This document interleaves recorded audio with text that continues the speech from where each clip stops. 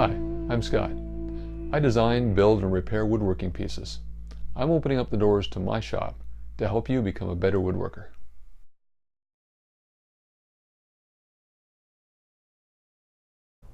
My wife and I decided to renovate our staircase. We had golden oak handrails and spindles and really worn out carpet. We've decided to close in the stair stringers, beef up the newel posts, add some wainscoting, and paint it all out to give it a more traditional look. This renovation is going to take a few episodes, so please stay tuned. On previous episodes, we've covered off how to install wainscoting on angled walls, how to install newel posts, and how to apply spray paint and wood finish. So today's an exciting day. We've got handrails that are going in, and I've never done this before. So I brought in an expert. This is Doug from Country Lane Woodshop, and he's going to help me through this process and teach me how to install these handrails much better than they were before. So we're going to start by taking a look at what was done before by the home builder, and then Doug's going to walk us through how to properly install handrails.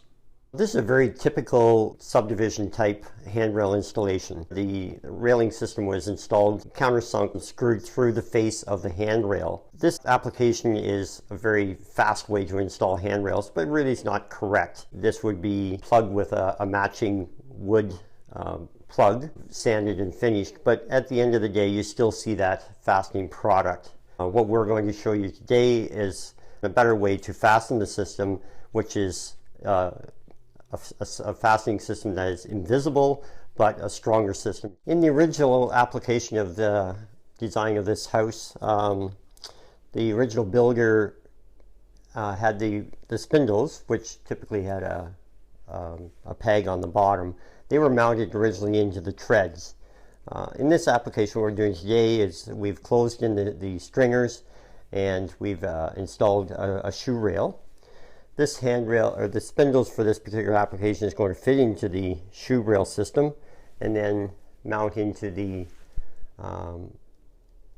daggle joint of the handrail. So what we'll have to do here today is, when we do our new handrail application, is make sure that these all fit in and are plumb. Okay, so what we've done to mock up what we want to end up with on our handrail system, I typically make a little piece of the actual handrail we're going to use. It fits onto the spindle. Now we're able to determine the actual spindle length. This mock-up is actually going to allow us to determine the exact length and how it's going to mount onto the newel post. In the application we're going to use the fastening system, you'll see in a minute. We've determined roughly where we want to mount our handrail on. And at this point, we're ready to proceed on determining the actual length of handrail.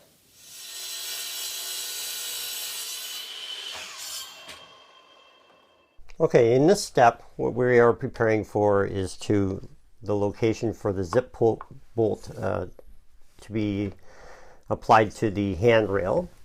We're going to come down roughly ½ an inch on the handrail from the fillet cut of the handrail.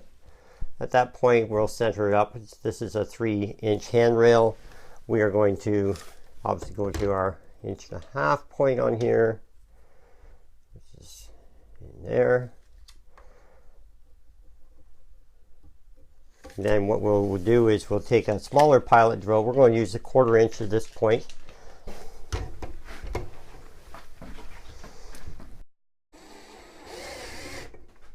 Very good, here we go.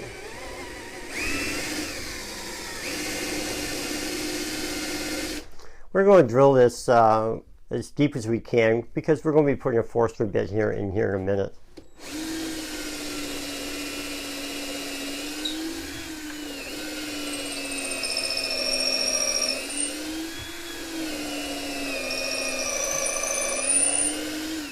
Okay, we're going to switch over to a little larger bit. They require a 3/8 hole in here.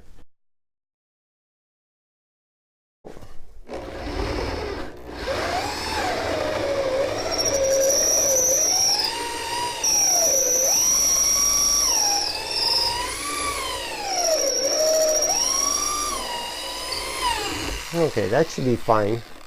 We've set our miter saw up here at a 41.5 degree angle. That angle has been determined by the actual slope of the stairs. This step we're going to prepare for our Forstner cut. The Forstner cut is where our adapter goes in to mount the handrail to the mule post. We're going to come in, it's 2.5 inches from halfway up this point here. 2.5 inches right here. We'll mark this. Then we'll take this to our drill press and we'll drill our 1-inch Forstner bit in there.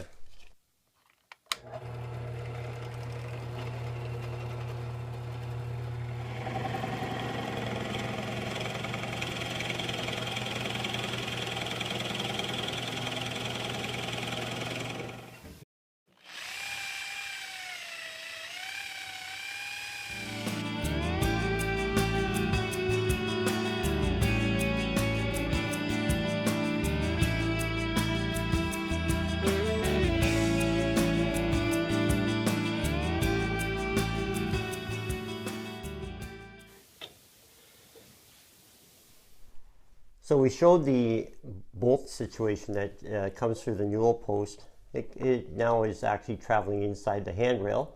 This is a zip bolt we bought from Richelieu.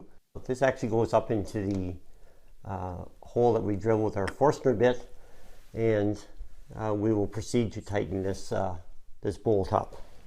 We're going to use our Allen key and insert it in there. We just keep tightening.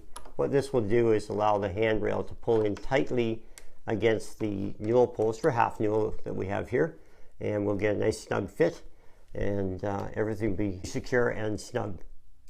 In the last step, Doug attaches the bottom portion of the handrail through a pilot hole using a round head screw. So we're now at the stage where we've got all the handrails on, they're all secured, and it's ready for the installation of the spindles. Doug shared with me the details on how to do that, so I can do that in my workshop. There's a lot of cutting involved, so it's going to take some time to do that. I'll certainly show you the progress. But Doug, I'd like to thank you for coming today. I appreciate your help. This has been very, very helpful. You're welcome. Before we move on to the spindle installation, let me cover the keys to success in installing handrails. The first one is to use concealed hardware, so you have a finish without visible wood plugs.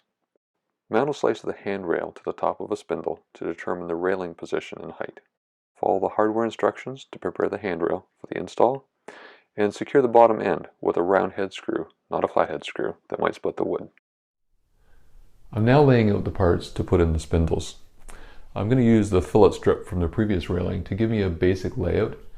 I'm putting that in here to figure out what the correct spacing is, to get them evenly spaced and have even spaces at each end. Once I've got that figured out, I'll set my railing up here and figure out what the spindle height is, so that I can cut this top and bottom to fit. And then I'll cut the fillet strips and I'll be ready to assemble everything. So I've got all the parts cut now, all the fillet strips and my starter fillet strip and all the spindles. I'm going to put them in and test them and see how they fit, and then I can put everything together.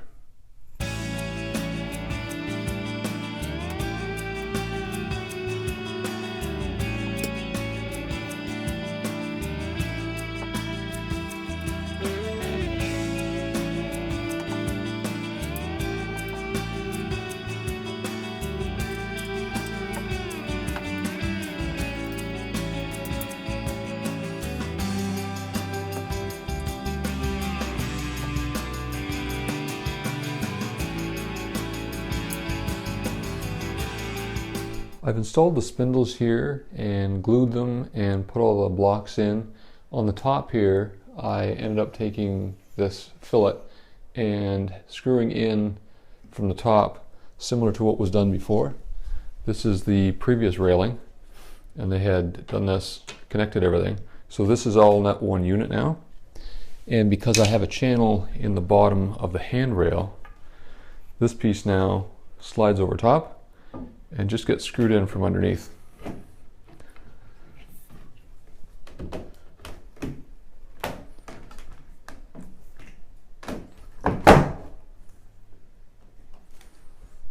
Like that. You can see here I put a screw in to secure the railing to the newel post, and I have a fillet strip here, and I've just back cut a little bit here so it won't interfere with that screw.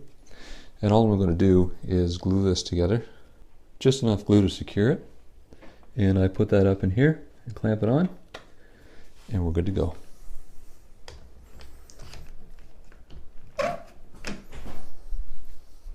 I've now moved on to the angle portion of these stairs, and it's a bit more challenging to figure out how to lay out the spindles. What I've got to do is cut it the right length, because if it's too long, the spindle will be out of plumb. If it's too short, it will be out of plumb this way. So I need to figure out exactly the length of the spindle and get it plumb at the same time. So to do that, I've come up with a jig.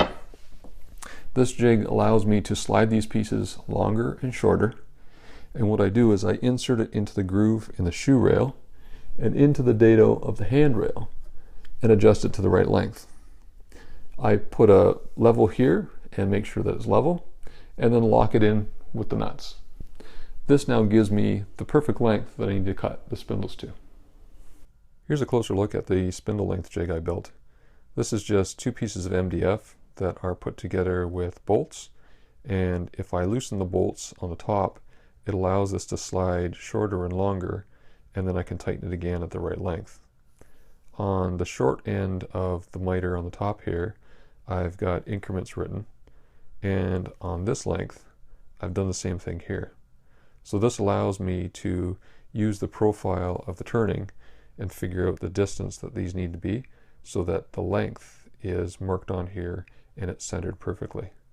On this side here, if I try 3 inches, on this side I get 2 inches. So if I go for 2.5 here, that gets me at 2.5 here. So I know I'm now in the center. I just need to mark that with a pencil and cut these off. The fastest and most accurate way to cut multiple pieces is to put in a stop block. This is secured here at the length that allows me to bring in a piece, line it up, hold it, and cut it. And this gives me a consistent cut, an accurate cut, and I know everything is exactly the same. I've cut all the fillet strips and I've dry fit these pieces here. What this allows me to do is understand how wide these spindles are, so I can figure out the gap on this end, which you can see is large, and the gap on this end, which is much smaller. So I mathematically just add up the distance here, divided by 2, and allows me to center them. So the next step is to cut the fillet strip on the start at the bottom here and at the top, and that will set the first piece. I can then attach all these pieces in here, and the last piece is just to cut the fillet strip at the top and then fill it in. I'll show you in some fast motion how that all comes together.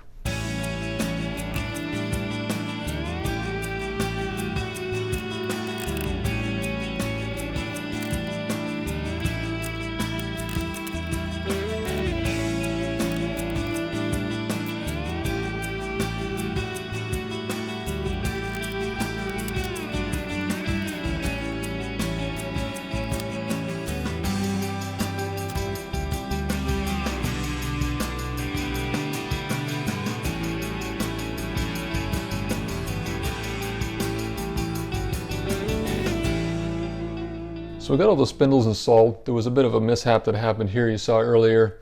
That just happens. I was able to get everything installed properly and everything's looking good. So we're really happy with it, but we're not quite ready for the final reveal. The carpet needs to get installed and there's still some painting and a little bit of trim work that needs to get done to get the final photos here.